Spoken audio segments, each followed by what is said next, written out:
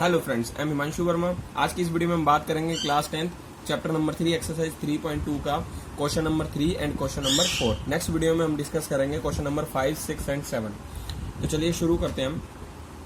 Question number 3, on comparing the ratio a1/a2, b1/b2 and c1/c2 find out whether the following pair of linear equations are consistent और inconsistent. मतलब a1/a2, b1/b2, c1/c2 की help से हमें यह बताना है कि वो कंसिस्टेंट है या इनकंसिस्टेंट है।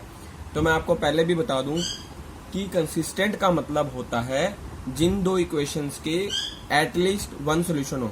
मतलब अगर दो इक्वेशन का एक सोल्यूशन है या एक से ज्यादा सोल्यूशन है तो ऐसे पेयर ऑफ लीनियर इक्वेशन को हम बोलेंगे कंसिस्टेंट। और इनकंसिस्टेंट का मतलब है, इनकंसिस्टेंट में मतलब है कि दो इक्वेशंस हैं, मतलब पेयर ऑफ लीनियर इक्वेशन का कोई भी सोल्यूशन एग्जिस्ट ना करे। तो हमें पता है कि लाइंस जब इंटरसेक्टिंग होती हैं तो उनका एक सोल्यूशन होता है, एक पॉइंट पे इंटरसेक्ट करती हैं। और जब लाइन कोइंसिडेंट होती है तो हर पॉइंट पे ही टच करेंगी, तो मतलब इनफाइनाइटली मैनी सोल्यूशन है। तो इसका मतलब intersecting lines and coincident lines ये दोनों आती हैं कंसिस्टेंट में, और पैरेलल लाइन जिसका नो सोल्यूशन आता है वो आती है इनकंसिस्टेंट में। क्लियर हो गया? इंटरसेक्टिंग एंड कोइंसिडेंट लाइन आती है कंसिस्टेंट में और पैरेलल लाइन आती हैं इनकंसिस्टेंट में। तो आपको पता है इंटरसेक्टिंग लाइंस कब होती हैं? जब a1/a2 नॉट इक्वल हो b1/b2 के। और कोइंसिडेंट लाइंस कब होती हैं? जब a1/a2 is equal to b1/b2 is equal to c1/c2 हो। और पैरेलल लाइन कब होती है? पहले के दो तो होगी कंसिस्टेंट के लिए, अब बात करते हैं पैरेलल लाइन। पैरेलल कब होंगी? जब a1/a2 इक्वल हो b1/b2 के, नॉट इक्वल हो c1/c2 के। तो चलिए अब हम यही डिस्कस करेंगे। फर्स्ट पार्ट है हमारा 3x + 2y is equal to 5, तो मैंने इसको लिख दिया 3x + 2y - 5 is equal to 0। Second part है 2x - 3y is equal to 7, तो मैंने इसको लिख दिया 2x - 3y - 7 is equal to 0। Compare कर दिया जर्नल इक्वेशन से a1x + b1y + c1 is equal to 0, a2x + b2y + c2 is equal to 0। अब a1 हमारा यहां से आ गया 3, b1 आ गया 2 और c1 आ गया -5। a2 आ गया 2, b2 आ गया -3, c2 आ गया -7। a1/a2 3/2, b1/b2 2/-3, c1/c2 -5/-7। Clearly a1/a2 not equal है b1/b2 के। तो लाइंस इंटरसेक्टिंग है, एक सोल्यूशन है, मतलब वो क्या है? कंसिस्टेंट है। अब इसके बाद सेकेंड पार्ट 2x - 3y - 8 लिख दिया इक्वल टू 0, और यहाँ 4x - 6y - 9 is equal to 0। Compare कर दिया जर्नल इक्वेशन से, तो a1x है और यहाँ 2x है, तो a1 आ गया 2, b1 यानी y का कोफिशिएंट -3, c1 -8, a2 आ गया 4, b2 आ गया -6, c2 आ गया -9। कंपेयर कर लिया a1/a2 2/4 यानी कि 1/2, b1/b2 -3/-6 यानी कि माइनस से माइनस कैंसल, 3/6 यानी 1/2, c1/c2 c1 -8 था और c2 था -9, तो ये आ गया 8/9। तो a1/a2 का आंसर और b1/b2 का तो आंसर सेम है, बट ये c1/c2 का आंसर सेम नहीं है। तो a1/a2 equal to b1/b2 not equal to c1/c2। So ये क्या है? पैरेलल लाइन का केस है, यानी no solution, that means it is inconsistent. मतलब pair of linear equation are inconsistent, ये आप लिखोगे। तीसरा पार्ट है 3/2x + 5/3y is equal to 7, 9x - 10y - 14 is equal to 0। तो इसको कंपेयर कर लिया जर्नल से, a1 आ गया 3/2, b1 आ गया 5/3, c1 आ गया -7, a2 आ गया 9, b2 आ गया -10 और c2 आ गया -14। अब a1/a2 करना है। छोटी क्लासेस में आपने पढ़ा है, अगर जैसे मान लो 3/2 को मैंने 9 से डिवाइड करना है, तो 3/2 / 9। तो इसमें छोटी क्लासेस में हम जैसे करते हैं 3/2 / 9, तो 3/2 × 1/9 यानी कि 3/18। तो ऐसे ही मैंने यहाँ पे लिखा हुआ है 3/2 × 9 3/18 1/6। b1/b2 5/3 डिवाइड -10, तो इसको भी ऐसे ही मैं अलग से करके दिखा रहा हूँ आपको। -10 5/3 मल्टीप्लाई -1/10, तो ये आ गया -5/30, आ गया -1/6। ये आपके पास दूसरा आ गया। क्लियरली आप देख सकते हैं a1/a2 नॉट इक्वल है b1/b2 के। आप चाहो तो c1/c2 भी यहाँ निकाल सकते हो, -7/-14 1/2, मगर हमें a1/a2 not equal to b1/b2 आ गया, यानी इंटरसेक्टिंग लाइन्स है, सो इट इज कंसिस्टेंट। तो अब हम अपना पढ़ लेते हैं part 4। 5x minus 3y minus 11 is equal to 0 minus 10x plus 6y, ये -22 इधर आके plus 22 is equal to 0। Compare कर लिया जर्नल इक्वेशन से, a1 x का कोफिशिएंट 5, b1 y का coefficient -3, c1 constant term -11, a2 x का कोफिशिएंट -10, b2 ये y का कोफिशिएंट 6 और c2 आ गया हमारा 22। a1/a2 5/-10 यानी -1/2, b1/b2 -3/6 यानी -1/2, c1/c2 यानी -11/22 यानी -1/2। तीनों का आंसर आ रहा -1/2। तो a1/a2 equal to b1/b2 is equal to c1/c2। Coincident lines का केस है, इन्फिनिटली मैनी सोल्यूशन यानी कि एक या एक से ज्यादा सोल्यूशन, तो कंसिस्टेंट है।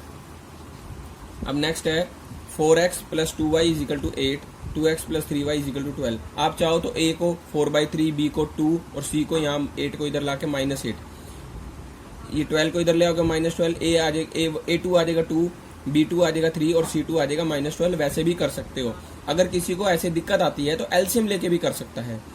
तो मैंने यहाँ पे क्या करा, एलसीएम ले लिया, 3 एलसीएम आ गया, 4x plus 6y is equal to 8, 4x plus 6y is equal to 8 3 दा 24। तो 4x plus 6y minus 24 is equal to 0, 2x plus 3y minus का 12 इज इक्वल टू 0। कंपेयर कर लिया, a1 आ गया 4, b1 आ गया 6, c1 आ गया माइनस का 24, a2 आ गया 2, b2 आ गया 3 और c2 आ गया माइनस का 12। a1/a2 4/2 2, b1/b2 6/3 2, c1/c2 -12/-24/-12, माइनस से माइनस कैंसिल 2 आ गया। तीनों का आंसर सेम है, तो ये क्या हो गया, कंसिस्टेंट। अब नेक्स्ट जो ये मैंने थर्ड पार्ट है पहले भी करवा दिया, इसको अगर किसी को दिक्कत आती है वैसे करने से तो इसमें हम अनदर वे भी यूज कर सकते हैं। इन दोनों का एलसीएम देखो क्या आएगा, 3 और 2 का, इसका एलसीएम आएगा 6। तो मैं लेफ्ट साइड में और राइट साइड में 6 मल्टीप्लाई कर सकता हूँ, क्योंकि इक्वल ही मैं मल्टीप्लाई कर रहा हूँ तो आंसर भी इक्वल आएगा। तो हमने यहाँ 6 मल्टीप्लाई कर दिया, 6 3 दा 18/2 9, 6 5 दा 30/3 10, 6 7 दा 42, ये माइनस के 42 आ गया और ये 14 इधर आके माइनस का हो गया। a1 आ गया 9, b1 आ गया 10, c1 आ गया -42, a2 आ गया 9, b2 आ गया -10, c2 आ गया -14, a1/a2 9/9 1, b1/b2 10/-10 यानी कि -1। आप c1/c2 भी निकाल सकते हो, लेकिन उसकी हमें जरूरत नहीं पड़ेगी, ये आ जाएगा 3। तो a1/a2 नॉट इक्वल आ गया b1/b2 के, तो इट इज कंसिस्टेंट। क्यों हुआ कंसिस्टेंट, क्योंकि इंटरसेक्टिंग लाइंस थी, उसमें एक सोल्यूशन होता है, ये हो गया कंसिस्टेंट। पहले जो वे करा था उसमें भी हमारा आंसर कंसिस्टेंट ही आया था। तो चलिए अब हम पढ़ लेते हैं अपना question number 4। Which of the following pair of linear equation are consistent और इनकंसिस्टेंट। कौन सा कंसिस्टेंट और कौन सा इनकंसिस्टेंट है, ये हमने पहले भी क्वेश्चन नंबर 3 में किया है, सेम वैसे ही करना है। और साथ में एक काम और भी करना है, अगर ये कंसिस्टेंट है तो ही उसका सोल्यूशन ग्राफिकली फाइंड आउट करना है। तो पहले क्वेश्चन नंबर 3 की तरह करेंगे, x प्लस वाई माइनस के 5 इज इक्वल टू 0 और ये आ गया 2x प्लस 2y, ये 10 इधर लेफ्ट साइड में आके -10 is equal to 0।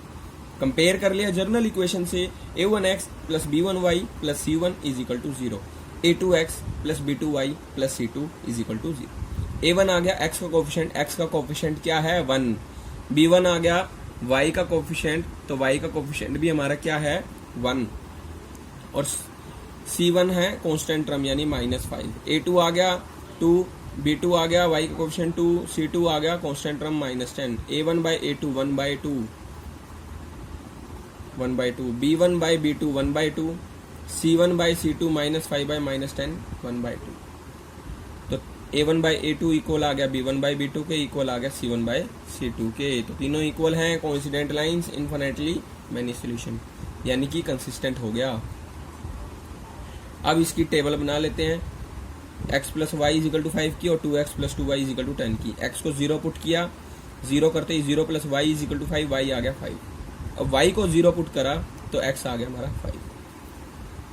2x plus 2y is equal to 10, x को 2 किया, 2 to the 4, 10 minus 4 6, 6 by 2 3, rough में आप कर सकते हो। y को 0 पुट किया तो x भी y को मैंने 2 पुट किया तो 2 टू द 4, तो यहाँ पे आ गया 10 माइनस 4 6 बाई 2 3, या x को 3 पुट करोगे तो 3 टू द 6, 10 माइनस 6 4, 4 बाई ये y का 2 2। तो मैंने यहाँ पे x 0 y 5 ये रहा मेरा पॉइंट, और x 5 y 0 ये मेरा पॉइंट। इन दोनों पॉइंट्स को मैंने ज्वाइन कर दिया, एक लाइन बन गई। कौन सी line? x plus Y is equal to 5 की। अब 2 3 और 3 2, x के लॉन्ग मुझे ओरिजिन से x के लॉन्ग 2 और y के लॉन्ग 3, ये रहा वो पॉइंट। और दूसरा पॉइंट है 3 2, x के लॉन्ग मुझे यहाँ से 3 मूव करना है, ये लो कर लिया, और y के लॉन्ग मुझे कितना मूव करना है 2, तो ये मैंने 2 मूव कर लिया। पहले x के लॉन्ग फिर y के लॉन्ग, क्लियर। और अगर किसी को ग्राफ बनाने में प्रॉब्लम आती है तो क्लियरली आप देख सकते हो, हम ओरिजिन पे खड़े रहेंगे, पहले x एक्सिस के लॉन्ग मूव करना है या तो राइट साइड या लेफ्ट साइड, फिर y एक्सिस के लॉन्ग मूव करना है जहाँ पे हम खड़े हैं वहां से। अगर मान लो हम जैसे यहाँ खड़े हैं और y एक्सिस में ऊपर मूव करना है तो ऊपर करेंगे या नीचे मूव करेंगे। तो अब जैसे ये पॉइंट था 3,2, तो x एक्सिस के लॉन्ग पहले यहाँ से 3 1 2 3 यहाँ तक पहुंच गया मैं। अब y एक्सिस के लॉन्ग 2 मूव करना है, इसी पॉइंट से y एक्सिस के लॉन्ग 2 मूव करना है।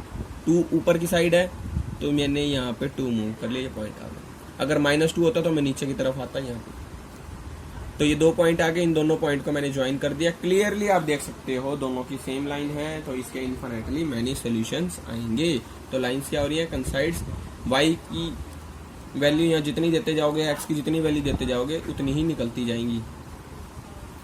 अब दूसरा पार्ट है x माइनस वाई, ये इज इक्वल टू 8 है, minus 8 is equal to 0, 3x minus 3y equal to 16 है, तो minus 16 is equal to 0। Compare कर लिया जर्नल इक्वेशन से, a1 आ गया, x का कोफिशिएंट 1, b1 y का कोफिशिएंट, y के आगे माइनस लगा, दैट मीन्स -1y लिखा हुआ है, तो b1 आ गया -1, c1 -8, a2 आ गया 3, b2 आ गया -3, c2 आ गया -16। a1 by a2 1/3, b1 by b2 -1 bye -3 यानी 1/3, और c1 बाय c2 -8 बाय -16 यानी कि माइनस से माइनस कैंसिल 1/2, 8 to the 16 होता है ना। अब a1 by a2 is equal to b1 by b2 तो आ गया, क्योंकि दोनों का आंसर है 1/3 बट नॉट इक्वल है c1 बाय c2 के। तो ये क्या किसका केस है? पैरेलल लाइन का, तो वो क्या होती है? इनकंसिस्टेंट होती है। तो इनकंसिस्टेंट का हमें ग्राफ नहीं बनाना, सिर्फ कंसिस्टेंट का ही बनाना है। तीसरा पार्ट में 2x plus y minus 6 is equal to 0, 4x minus 2y minus 4 is equal to 0। General equation से कंपेयर कर लिया, a1 आ गया 2, b1 आ गया y का कोफिशिएंट 1, c1 आ गया -6, a2 आ गया हमारा 4, b2 आ गया माइनस का 2 और c2 आ गया हमारा माइनस का 4। तो मैंने सारे लिख दिए, a1 बाई a2 2/4 यानी 1/2, b1 बाई b2 यानी कि 1 by -2 minus 1/2, c1 by c2 -6 by -4 3/2, a1 by a2 not equal है b1 बाई b2 के। तो ये क्या है? कंसिस्टेंट है, इंटरसेक्टिंग लाइंस बनने वाली हैं। तो इसमें टेबल बना ली मैंने, 2x plus Y is equal to 6, x को 0 पुट किया तो ये 0 हो गया, y आ गया 6, y को जब 0 पुट किया तो 2x इज इक्वल टू 6 आएगा, तो x आ जाएगा 3। तो 2 पॉइंट आ गए। इसमें भी x को 0 पुट किया तो -2y is equal to 4, y आ गया 4 बाय -2 -2, y को 0 पुट किया तो ये खत्म हो गया, यानी कि ये 0 हो गया, 4x is equal to 4x आ गया, 4/4 1। पॉइंट पुट कर दिए 0 6 ये रहा पॉइंट, और 3 0 ये रहा, इन दोनों को ज्वाइन कर दिया मैंने with the help of scale. 0 -2 0 -2 ये रहा पॉइंट, और 1,0 1,0 ये रहा, दोनों को ज्वाइन कर दिया और लाइन इंटरसेक्ट करेगी। जब मैंने इसको डॉटेड लाइन से ऐसे ज्वाइन किया तो देखो x के लॉन्ग यहाँ 2 मूव किया और y के लॉन्ग भी 2 मूव किया, तो ये पॉइंट बन गया 2 2।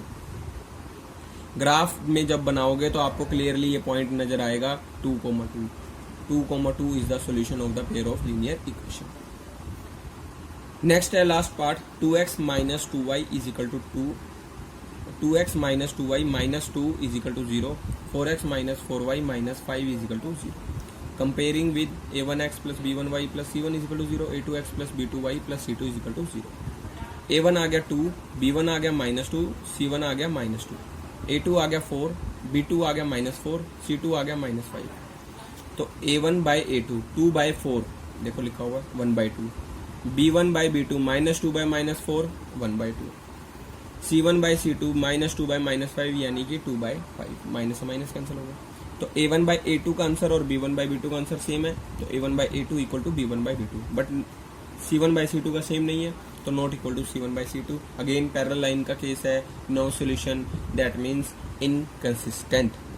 तो नेक्स्ट वीडियो में हम एग्जाम क्वेश्चन नंबर 5, 6 एंड 7 की बात करेंगे। Thanks for watching my channel, और इससे नेक्स्ट वीडियो को आपने देखना जरूर है। क्वेश्चन नंबर 5, 6 और 7 इंपॉर्टेंट क्वेश्चन है। Thank you.